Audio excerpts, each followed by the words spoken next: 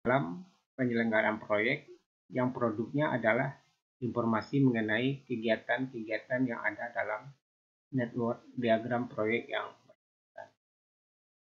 Nah, ini adalah simbol dari NWP. Ini ada lingkaran, ini adalah kegiatan, ini ada tanda panah, dan sini ada nanti durasi. Ini adalah peristiwa awal dan ini adalah peristiwa akhir. Nah, ini nama kegiatan yang X dan L adalah lama kegiatan. Kemudian di sini juga ada PAW, itu adalah peristiwa awal, dan PAK adalah peristiwa akhir. Peristiwa awal itu adalah peristiwa yang terletak pada ekor anak panah atau ekor anak panah yang terputus-putus. Kemudian peristiwa akhir adalah peristiwa yang terletak pada kepala anak panah, kemudian atau kepala anak panah yang terputus-putus. Kemudian di sini ada I dan J ya. I itu adalah nomor peristiwa awal dan J adalah nomor peristiwa akhir. Misalkan ini ada 1, di sini adalah 2. Kalau sini 3, mungkin di sini ada 4. Nah, kemudian SPA itu adalah saat paling awal suatu peristiwa mungkin terjadi, dan SPL adalah saat paling lambat suatu peristiwa boleh terjadi. Jadi ini adalah saat paling lambat. Kalau SPAI itu adalah saat paling cepat suatu peristiwa harus dikerjakan. Ini adalah X tadi adalah kegiatan ya, kegiatan dan punya durasi. Jadi kalau kita membangun suatu rumah atau konstruksi, dan di sini misalkan pekerjaan pondasi dan durasinya berapa? Apakah 2 pekan, 1 pekan? Kemudian di sini adalah saat paling cepat pekerjaan pondasi itu dimulai. Oh, ini adalah saat paling lambat pekerjaan pondasi itu dimulai. Dan ini adalah saat paling cepat pekerjaan pondasi itu selesai. Ini adalah saat paling lambat pekerjaan pondasi itu selesai. Kira-kira seperti itu pengertiannya. Kalau kita baca di sini ada SPLI, ada SPAJ, SPLJ. Ya, jadi kalau SPLJ adalah saat paling lambat peristiwa akhir boleh terjadi. Saya di sini. Bahasa lainnya adalah saat paling lambat pekerjaan itu selesai. Ini adalah saat paling cepat pekerjaan itu selesai, dan saat paling cepat pekerjaan itu dimulai, dan saat paling lambat pekerjaan itu dimulai. Baik, ini adalah diketahui suatu proyek yang terdiri dari kegiatan A dan sampai kegiatan G, di mana kegiatan awalnya adalah A dan kegiatan akhirnya adalah F dan G. Jadi hubungan antar kegiatan dalam masing-masing kegiatan adalah sebagai berikut. Ini adalah kegiatan A, B, C, D, E, F, G. Ini kita namakan kegiatan seperti ini. Jadi kalau kita membuat suatu rumah sederhana, bisa jadi ini adalah pekerjaan pendahuluan, pekerjaan fondasi, kemudian pekerjaan slope. Ya, ini adalah nama-nama pekerjaan pada suatu konstruksi, misalkan rumah sederhana. Ya, ini adalah lama kegiatan, berapa lama kegiatan itu dikerjakan. Ini kebetulan dibuat durasinya dalam bentuk hari ya, dan bisa juga nanti dalam bentuk pekan, berapa pekan pekerjaan A itu selesai atau berapa hari pekerjaan A itu dikerjakan. Ini adalah semacam apa namanya, kata kunci misalnya. Ini adalah kegiatan pengikut. Jadi kalau kegiatan A pengikutnya adalah kegiatan B dan C. Kemudian kegiatan B pengikutnya adalah kegiatan D. Kemudian kegiatan C pengikutnya adalah kegiatan E, dan kegiatan D pengikutnya adalah F, dan E pengikutnya adalah G, dan F dan G tidak ada pengikutnya.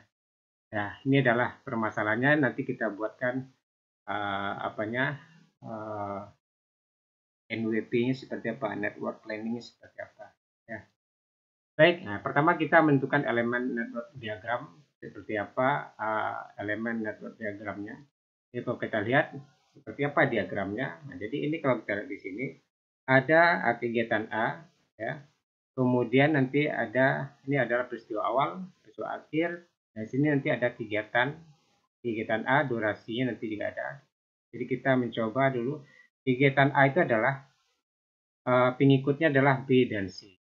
Nah, ini adalah A itu pengikutnya B, kemudian C. Ya, di B dan C adalah pengikut dari A. Kemudian kalau B pengikutnya apa? B pengikutnya adalah D, kegiatan D. Maka B diikuti oleh D, atau pengikutnya adalah D. Pengikut kegiatan C adalah apa? E. Nah, kita buat E. Kemudian pengikut kegiatan D adalah F. Maka kita buat F. Kemudian pengikut kegiatan E adalah G.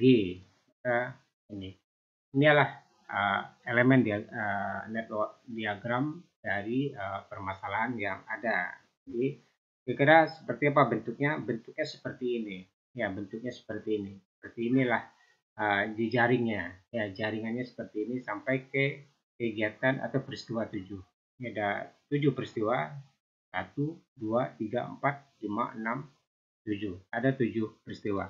Kemudian langkah kedua kita isikan durasinya. Ini ada durasinya, kegiatan A 3, kegiatan B adalah 4, kegiatan C adalah 5, kegiatan D adalah 4, kegiatan E adalah 5, dan kegiatan F adalah 6, dan G adalah 3. Maksudnya adalah 3 hari kegiatannya.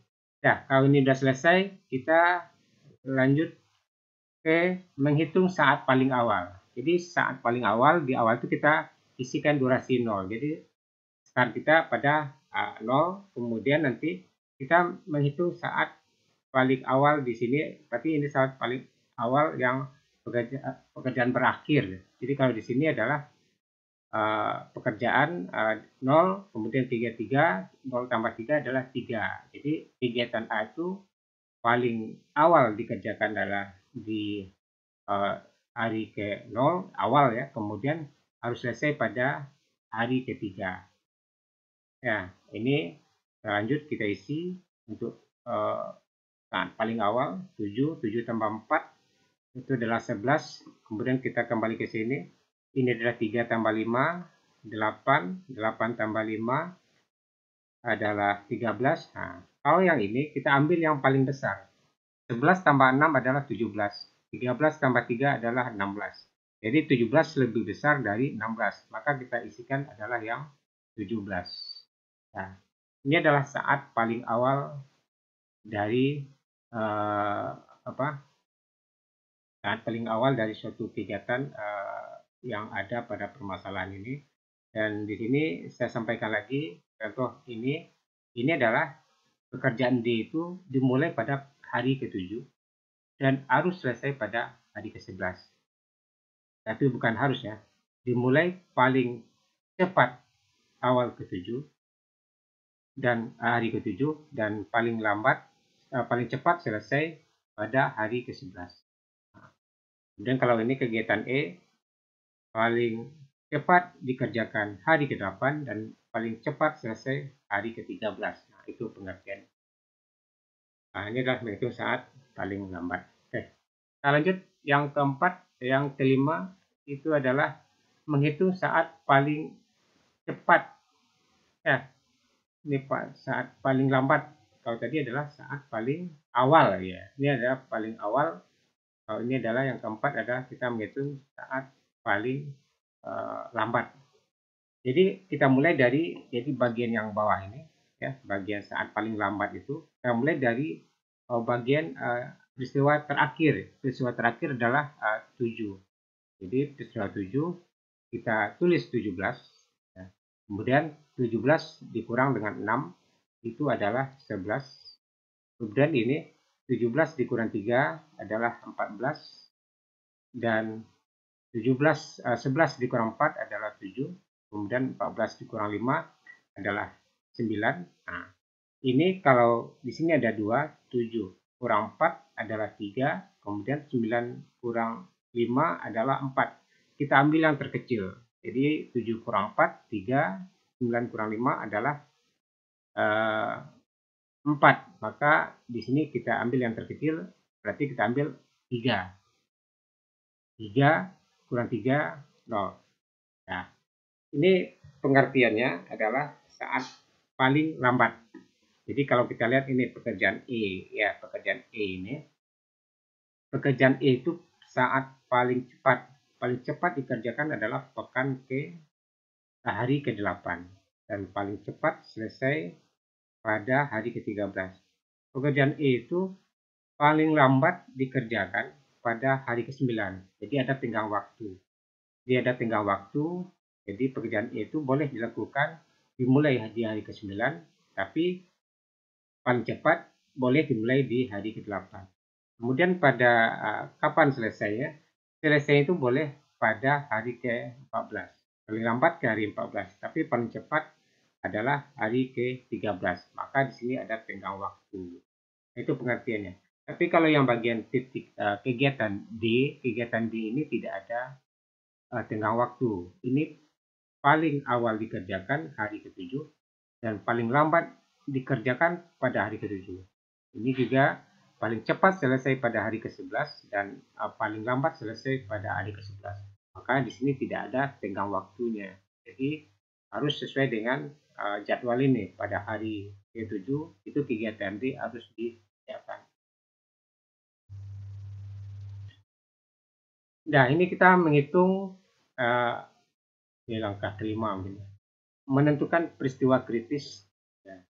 Jadi peristiwa kritis itu adalah satu kegiatan yang tidak mempunyai tenggang waktu.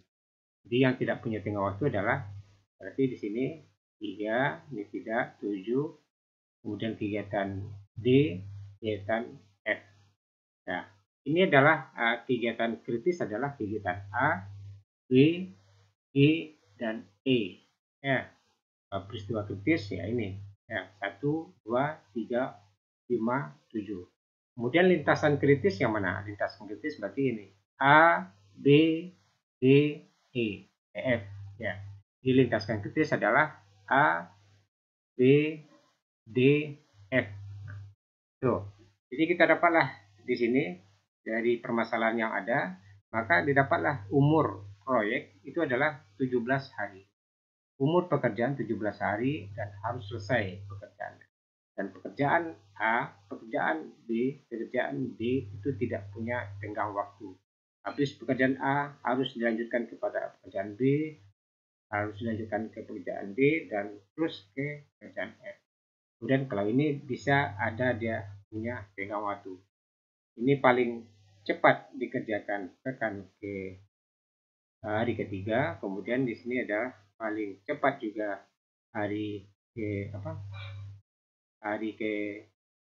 paling lambat dimulai, tapi di sini ada dia tenggang waktu. Dia paling cepat selesai pada pekan ke-8, hari ke-8. Tapi di sini dia boleh lambat sampai ke hari 9 masih dibolehkan. Maka yang ini 9 adalah saat paling lambat pekerjaan C itu harus selesai. Itu maksud dari jejaring dari NWP ini atau network planning. Baik, ini itu yang saya sampaikan, mudah-mudahan bermanfaat untuk pelajaran manajemen konstruksi. Saya sudahi. Assalamualaikum warahmatullahi wabarakatuh.